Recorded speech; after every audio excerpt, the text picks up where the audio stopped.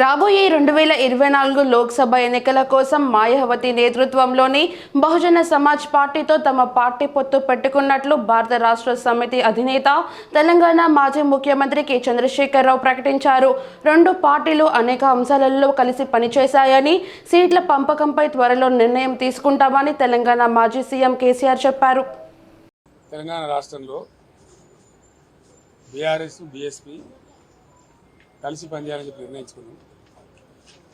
సిద్ధాంతపరంగా అనేక విషయాలలో సామీప్యత ఉంది.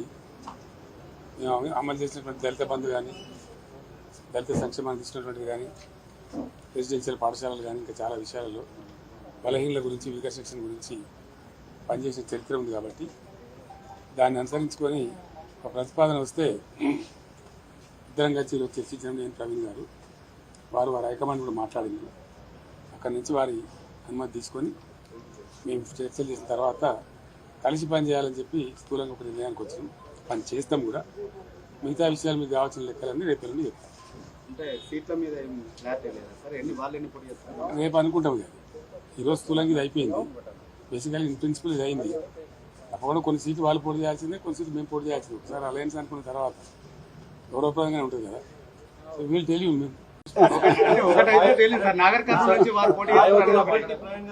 పెద్దపల్లి నుంచి చేద్దా,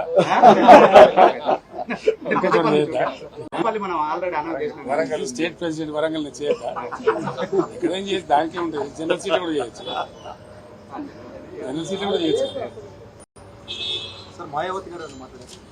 నేను ఇంకా తనతో మాట్లాడలేదు. ప్రవీణ్ గారు మాట్లాడి ఓకే చేసుకొని మళ్ళీ నాతో మాట్లాడారు. నేను రేపట్ల మాట్లాడతాను. పాత పరిచయం ఇతర పార్టీలు ఏమన్నా కలిసి వచ్చే అవకాశం చూద్దాం ఏం జరుగుతుందో. సస్పెన్స్ ఉంది కదా మనకి.